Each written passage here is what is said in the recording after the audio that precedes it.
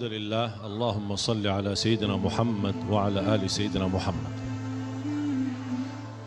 Bapak Ibu, yang harus kita sadari, kita berada di zaman yang berbeda. Setuju enggak? Kita berada di zaman yang berbeda. Kalau semua umat Islam keluar untuk menunjukkan rasa dan demo di mana-mana, kira-kira bisa enggak rubah keadaan?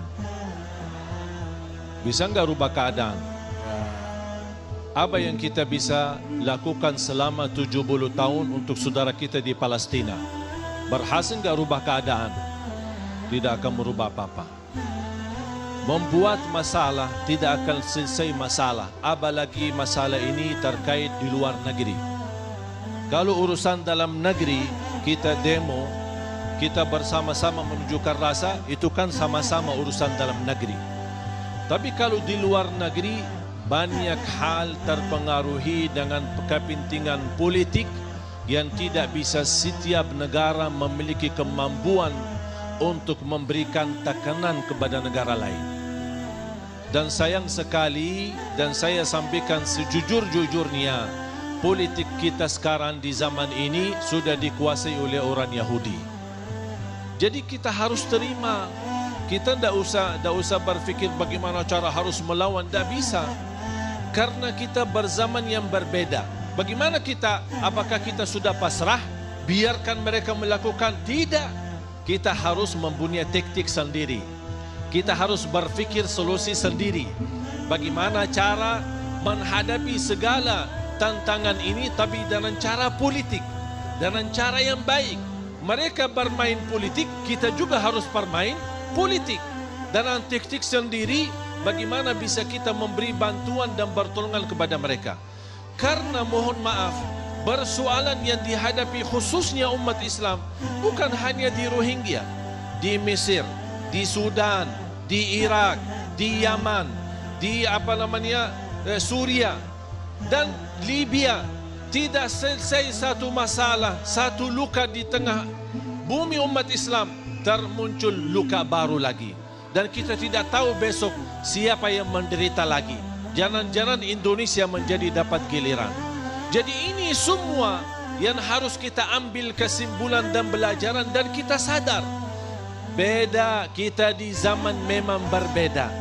Kita merasa memang sakit hati. Kita merasa menderita.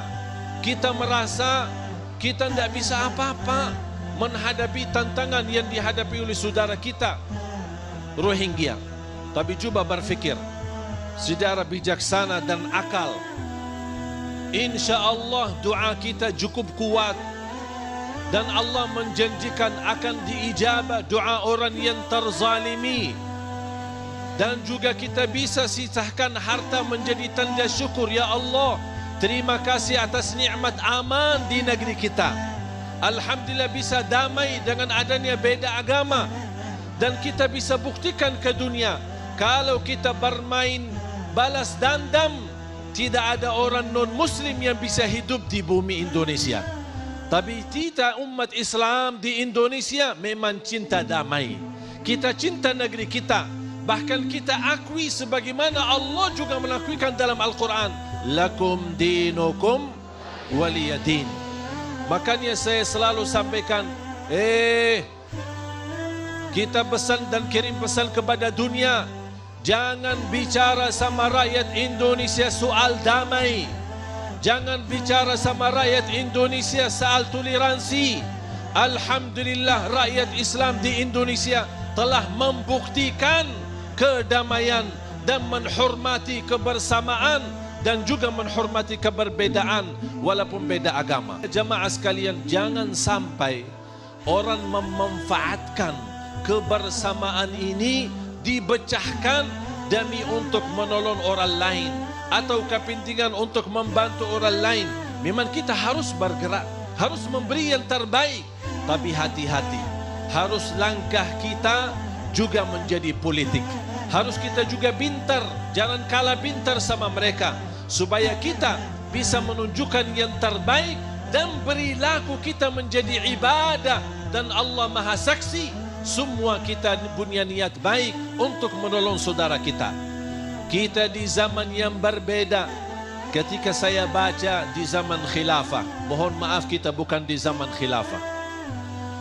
Di zaman khilafah seorang wanita yang sedang di pasar diganggu dan digoda oleh orang Yahudi, sambil dilepas pakaiannya, dibuka cadarnya, menunjukkan kehinaan di tengah pasar. Tak ada satupun di saat itu menolong dia, karena yang punya kuasa di tempat itu, yang punya kekuatan adalah orang Yahudi. Dia langsung berteriak, "Wa mu'tasimah, wa mu'tasimah, wa mu'tasimah," memanggil Khalifah Al-Mu'tasim Billah. Jarak yang begitu jauh, tapi Allah hantarkan suara terdengar oleh Mu'tasim Billah. Ketika dia sudah melihat wanita ini digoda dan ingin diperkosa, langsung dia kirimkan pasukan menghabiskan persoalan ini. Kita di zaman yang berbeda, ada jarak politik, barangkali membutuhkan waktu bisa 1 tahun, rapat di sini, rapat di sana, sedangkan saudara kita dihabiskan satu persatu. Belum selesai rapat, belum selesai melipatkan dokumen di atas meja, tapi ribuan orang di sana yang sudah terbunuh. Makanya kita menghadapi tantangan yang luar biasa. Makanya juga harus kita berfikir dengan akal. Kira-kira bisa enggak dengan cara yang keras kita melawan? Kita kalah. Kita bukan kalah jumlah, tapi kita kalah taktik, kalah teknis, kalah berfikir, kalah kemampuan. Kita tidak punya kemampuan yang sama. Makanya jamaah sekalian, ayo mari kita rapatkan saf-saf kita. Mari kita sama-sama bersatu memberi yang terbaik. Banyak cara-cara bertolongan kita kepada mereka. Kita hanya ingin menunjukkan Indonesia peduli. Kalau Timur Tengah dan negeri Arab sampai titik ini belum ada satu respon yang positif untuk saudara kita Rohingya, tapi insya Allah Indonesia menunjukkan yang terbaik supaya menjadi saksi di depan mata dunia dan juga saksi di hadapan Allah Subhanahu wa taala.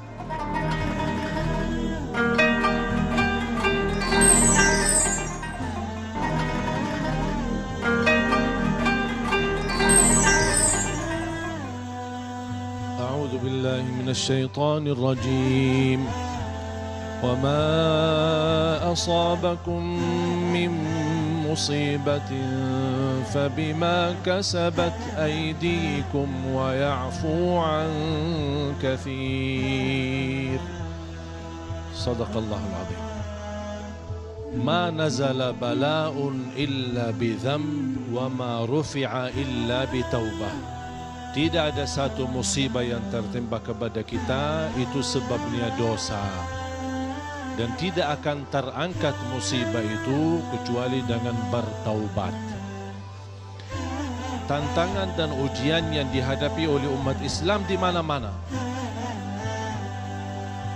itu ada 2 hal.